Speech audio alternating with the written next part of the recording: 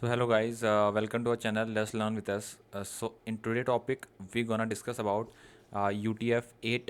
What is mean by UTF-8, and in later on we talk about different types of UTF, which is known as Unicode transformation format. So first start with the UTF-8. So what is really a UTF-8? So UTF-8 is a Unicode transformation format, 8-bit. It is a character encoding system used to represent text. It is designed to be backward compatible with ASCII and can encode all possible characters in Unicode standard, which includes character from many different language and symbol set. So these are the key features of UTF-8 variable length encoding. So we encode the different types of keywords which we enter in from our keyboards to a standard format. Why we use standard format? So later on, when we want to talk with our PC or with our computer, so it helps in that. So first, characters in A ACI range like English alphabet and numbers take 1 bit. So different types of English letters and numbers gonna take 1 byte only. More complex character like accented letters or symbols from other language use 2, 3 or 4 bytes. Second thing is that it is compatible with SI, since ASCII characters use only 1 byte, sorry. In UTF-8, it ensures that all system and document using ASCII can work with UTF-8 without any changes. So yeah, so compatible with ASCII. Since ASCII character use only 1 byte in UTF-8, it ensures that all system and document using ASCII can work with UTF-8 without changes. Third point, efficient use of space. UTF-8 is a space efficient for text that contain primarily English or ASCII characters because they take up only 1 byte, but it can handle more complex character when needed. Widely used, as we know that UTF-8 is the most common encoding used on the web, and it's supported by the modern systems including browsers, database and programming language. For example, the character A in ASCII and UTF is being represented by 1 byte only. But if you see other UTF, they are using the 4 byte or even more. So it is very useful when we have to store the characters, because it can be easily stored and consume less amount of bytes or memory. The character euro sign in UTF require only 3 bytes.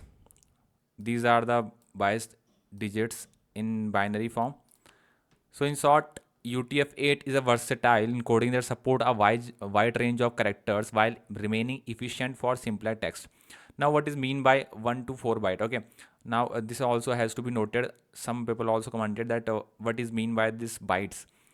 So bytes is a just collection of 8 bits.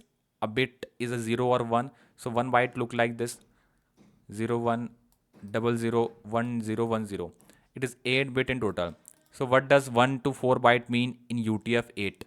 In UTF-8, each character like a letter, symbol or number is stored using a 1 to 4 bytes. The number of bytes used depend on the how complex the character is. For example, 1 byte for simple character like English letter or digits,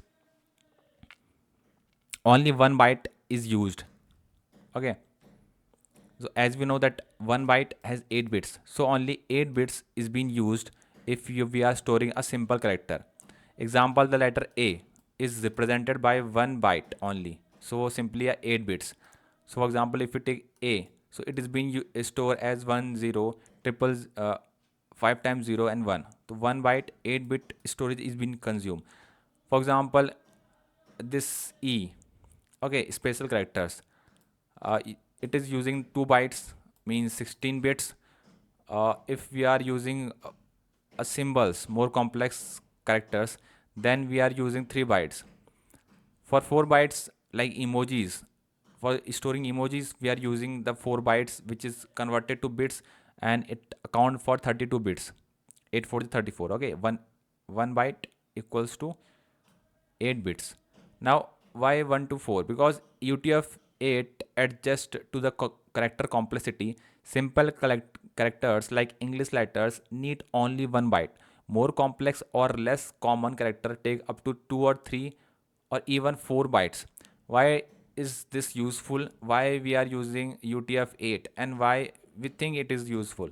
So though this variable length saves space in English text, for example, most characters take just 1 byte. Make it efficient. So even if you take a simple English text, okay, it is just consuming 1 byte, so it is space efficient.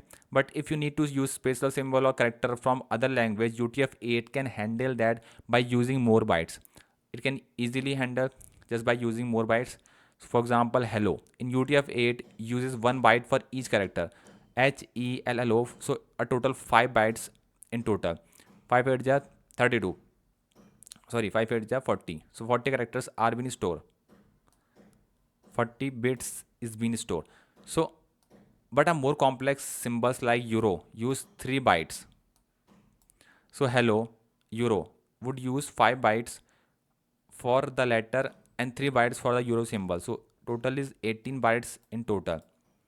So as we know that 8 bit in 1 byte, so a total bits is 8 8 ja 64. 64 bytes bits, 64 bits in total is being storage used by hello euro sign. Now, yes, number system can represent character in computer by using alphanumeric code. Computer only understand numeric values, so all character must have a numeric equivalent. So the reason we changing every character, every number to a specific binary code or to decimal code simply because computer only understand numeric values, so all character must have to be a numeric equivalent so that computer understand what the letter means in his own language. The most common alphanumeric code is American Standard Code for Information Interchange ASCII, which is 8 which is 7-bit code with 128 possible code. So the reason, if you take example, you can take example computer as a person who don't know a specific language. For example, if a person came from Russia to India, now he don't know Indian language, so what he do? First he uh, for example, he used the Google Translator. So first he listen what the Indian person is saying, then feed that information or just type it in the Google Translator or speak or to put the speaker uh, in Google Translator and change it. So the Google Translator change it to Russian language. After understanding it, he respond uh, in his mobile in Google Translator, and it translate to Hindi language. Then after that, the other person understand, okay, this person is saying this and I am saying this. So this is the process. The same process is being repeated by the computer also. It take the user input and convert or just give it to change it to numeric form, and after numeric form it changed to computer form. Then in it process it and redirect to the user.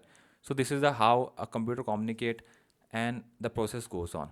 So this is all about in this video. Thank you.